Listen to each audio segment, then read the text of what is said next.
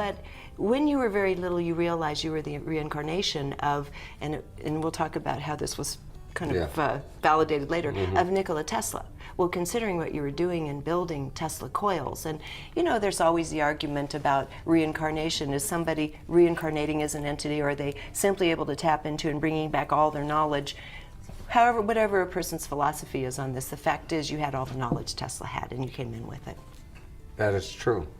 Yeah, I built my first Tesla coil when I was 8 years old. Dr. Flanagan was treasured for his generosity and kindness and was an international icon in the New Age community. I believe this video is about 9 years old, and he's talking about rebirth, multiverse, and the soul. Except until,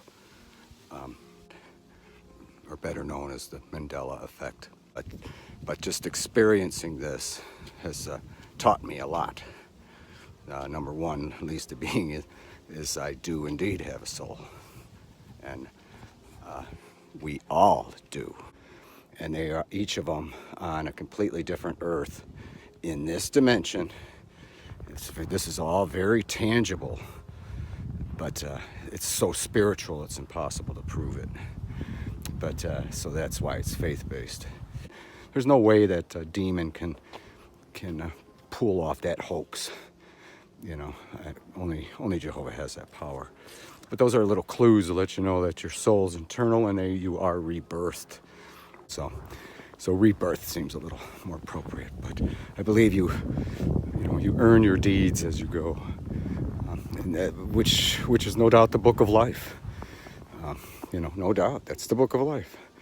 Is your deeds as you go through life, and what you learn and what you take by it. Again, you start with a clean slate, but what's deep in the subconscious and in the heart makes you who you are.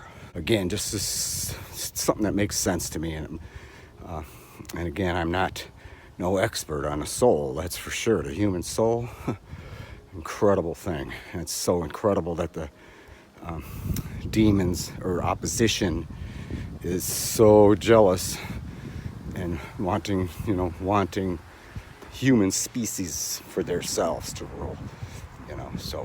And of course that's game's playing out right now, and it's at the end game. They've proven beyond a shadow of a doubt that their way's not happening. It's just not ever going to happen. So, but then again, that was important because it shows, in the future, in indefinite future, it can never be brought up again. This issue has been resolved for good, for all eternity. And then we can get back to Jehovah's original purpose, which was for humans to live forever on the earths. I imagine it's still going to be multiple because it was from day one. Even the dinosaurs were living parallel lives on multiple earths. Evidence of all that. There's, on all the earths, the three I've been on, or the soul and conscious has been on. That's, again, just a theory on, my novice view of the human soul. I can't emphasize that enough, but it makes a lot of sense because, why is it that people, are born with skills and, stuff like that. It just, and then why do we die so soon? They're right on so many things as far as the opposition being in control, to the point where Satan was even able to offer the kingdom on earth to Jesus. So even back then, Satan had control. The earth was his.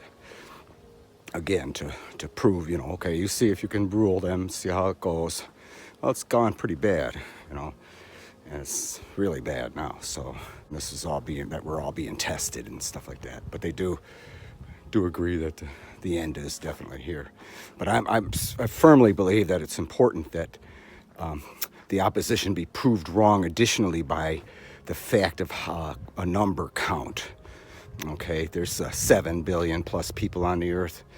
I'm sure in order for the point to be proven that when humanity does have that choice, where there's only two choices, Jehovah or the opposition, when that time comes, that the numbers will be so vast and overwhelmingly on Jehovah's side that it's going to be, even after all those times of people rebirthing and being tested and most going bad, the overwhelming fact is the human heart is overwhelmingly programmed to be good. So in the end, the opposition will be proven wrong because the numbers will be way far. Because his argument at the end is going to be, well, wait till the end. You'll see how many will go down with me. You wait and see, But he's got another thing coming. The human heart is beyond anything control he has or any opposition at all whatsoever. And Jehovah's not tampering with it because he programmed it into our hearts initially from the get-go. So it's just something that in our imperfect and spiritually immature state, we're still able to prove the opposition wrong. And, that's going to make some rejoicing going on big time up there. Because I said it before and I'll say it again, us humans are the most unique thing in the Milky Way galaxy. And this galaxy is no doubt probably just only ours. And the only influences we were having were from high-tech demons. And not outer space aliens. And of course, they're going to say they are because that's part of the great deception. They do lie. And they're experts at it. They've had thousands of years to perfect their art and fooling humans. But in the end of it all, the numbers are going to show.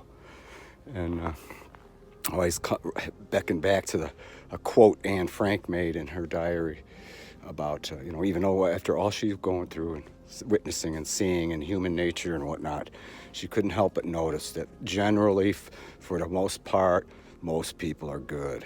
So if she recognized it as a child, and she's actually correct about that. And so that's something we all can look forward to. There's nothing to be afraid of, but the end is coming. It is here. Time's up. And that's my little take on the human soul. I hope I'm pretty close on it. I'm not sure, but it makes a lot of sense to me. Because that's another thing big time I found out over all this is us humans are very, very, very special indeed, to the point where this is a pretty galactic thing that's going on here. The scale is immense and the outcome and is incredible. And I imagine the reward will be great too. So there's a lot to look forward to. We are indeed living in interesting times. And with that, just a Terrace C. Dale sign.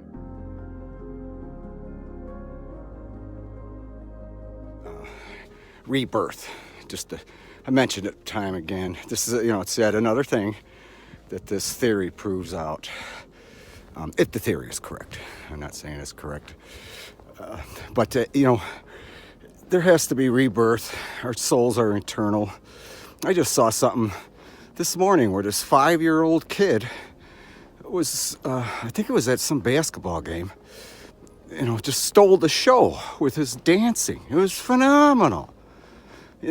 Come on, really? The people, obviously he was born with that, but why? Where did that come from? Well, it came from his previous soul, or one of his previous, not previous soul, but his soul being in a previous human that obviously grew up to develop skills of dancing.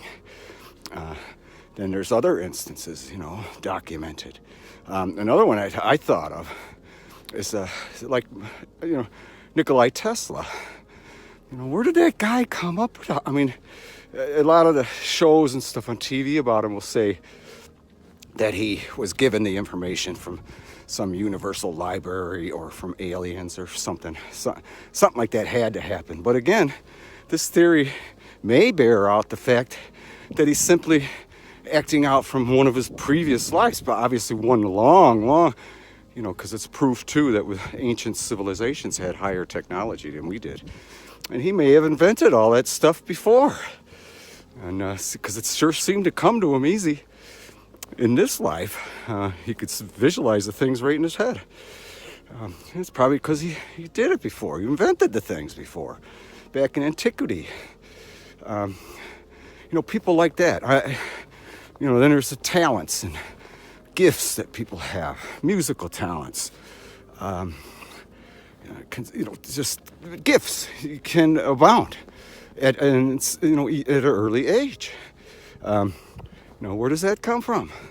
You're not born with it. Well, you're born with it only because your soul, the soul that entered that infant, or whenever that happens, I'm not sure, but the soul that entered that infant was skilled and crafted in crafts and music and whatever, So it's really interesting. It's just one of the many, many things that, bear out this theory that it's the rebirth thing. And again, this theory bears it out. It makes sense. Jehovah's way too merciful for that to get in the way. Plus, I'm sure he understands what's going on. Of course, he understands what's going on.